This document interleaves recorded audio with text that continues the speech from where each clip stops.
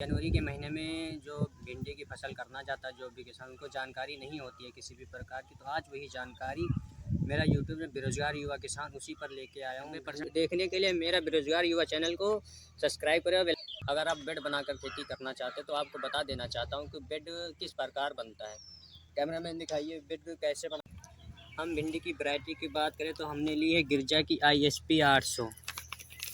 इसका उत्पादन सबसे अधिक होता है। और हाँ, एक बात आपको बहुत ज़रूरी बताने जा रहा हूँ कि आप अगर जनवरी के लास्ट मंथ में भिंडी का उत्पादन करना चाहते हैं तो आपको भिंडी के बीजों को लमसम 36 घंटे पानी में उसको डाल के रखना। 36 घंटे बाद उसको एक सूती कपड़े में बांध कर रख देना। उसके बाद वो देखा कि छोटे छोटे अंकुरित होने लगेंगे, तब आप उस बीज का जमीन में बुआई करेंगे तो सबसे हमें जल्दी जिस भी खेत में लगानी है तो सबसे पहले उसकी खेत की जांच करनी चाहिए। जांच करने का कारण मेरा ये है कि अगर आप भिंडी की खेती करना चाहते हैं तो उसमें लमसम इसे आप 1 एकड़ में खेती भिंडी की करना चाहते हैं तो उसमें लमसम आप 2 से 3 ट्राली गोबर की खाद डालिए। गोबर की खाद डालने के बाद उसको 2-3 बार कल्टीवेटर से जोतिए। कल्टीवेटर से जोतने के बाद अगर आपकी मिट्टी भुरभुरी नहीं होती है तो उसमें कल्टीवेटर की 2 से 3 बार और कीजिए। और कल्टीवेटर से जोतने के बाद उसमें रोटावेटर की 1 से 2 बार कीजिए। 1 से 2 बार करने के बाद उसमें अब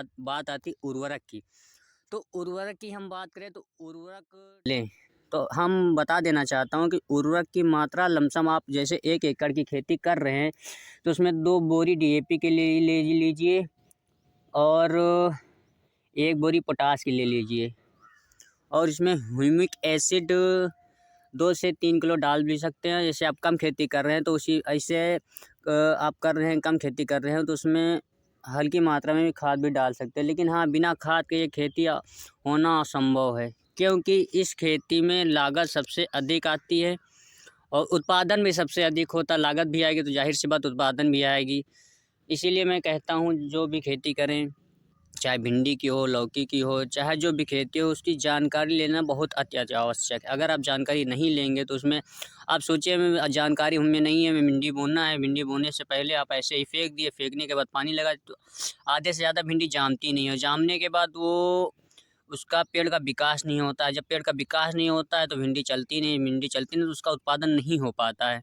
तो मेरा मतलब यही है कि जो भी आप भिंडी की फसल करना चाहते हैं तो उसकी पहले मृदा की जांच कर ले, कितनी उर्वरक की मात्रा पड़ेगी, उर्वरक कौन से सीड्स आप चयन कर रहे हैं। सबसे मेन इम्पॉर्टेंट बात यही होती है कि जो भी आप बीज लगाना चाहते हैं उसकी जानकारी कर लेना बहुत आवश्यक है कि वो कितने दिन में उसका पेड़ निकलेगा, कितने लगाने के कितने दिन बाद उसमें फल आना चालू होंगे।